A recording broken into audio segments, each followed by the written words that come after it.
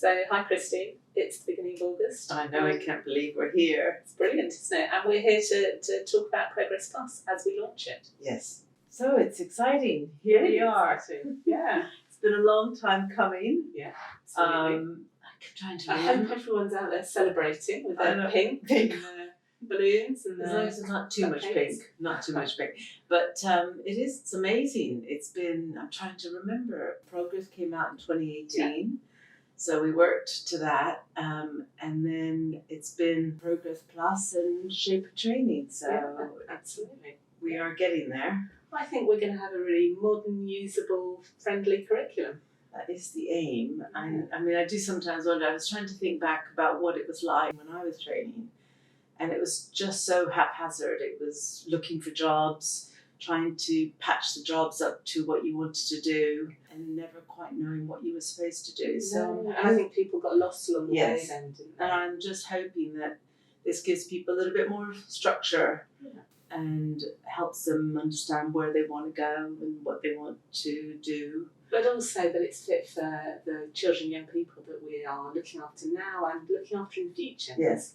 I think the college really has taken this and moved forward and engaged with actually training paediatricians so that we are looking at training paediatricians for the future, really. So that's what I'm hoping it comes of it all.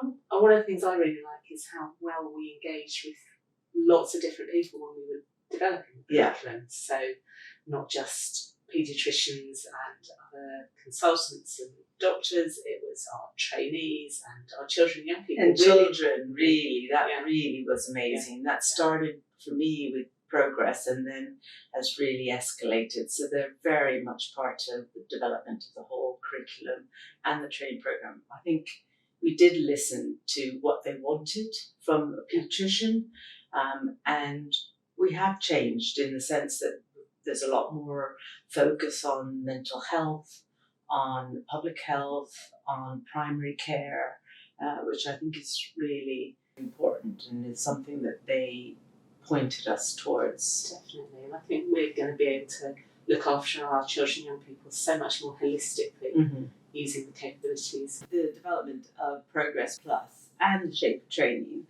has brought some structure to the training of paediatricians. But within that structure is also a lot more flexibility. Yes, and that's something I'm really excited about, I think. So we have taken away the obligatory posts, so nobody has to do any particular posts in 6-month blocks anymore. I think a lot of training will still be in traditional ward-based 6-month blocks, but there's real flexibility that trainees can follow paths that tailored to their interests and the needs of children and young people as well as perhaps more. There's some really innovative posts around. I had one in Yorkshire and Humber where they're doing an integrated care post where a trainee in core will do some community paediatrics, but also some primary care and some public health and some child and adolescent mental health. And I think that's the sort of flexibility and exciting opportunities that will come with Progress Plus. And that is the focus that we wanted to move towards. You know, it was what came from talking to our patients, our families and the children, was that they really did want us to focus on their mental health, on their well-being. Yes. And I think that is something that is important.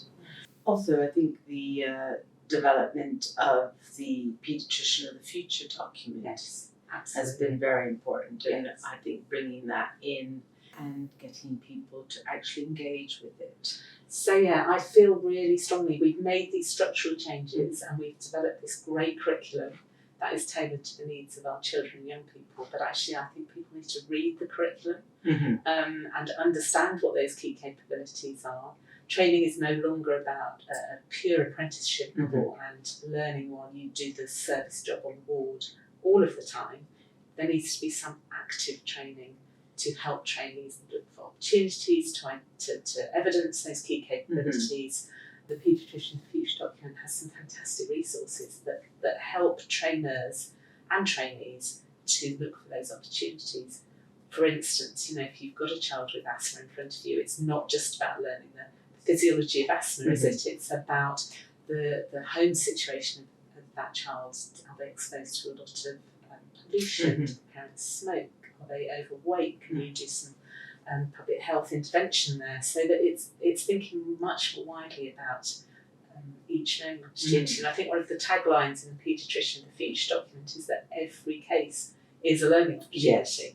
Which is what we've tried to bring into Progress Plus as well. I think it has changed a great deal since I was training, and I'm hoping that people will now engage with the curriculum and use it to help them train and to develop into the paediatricians of the future that we want them to be. Absolutely.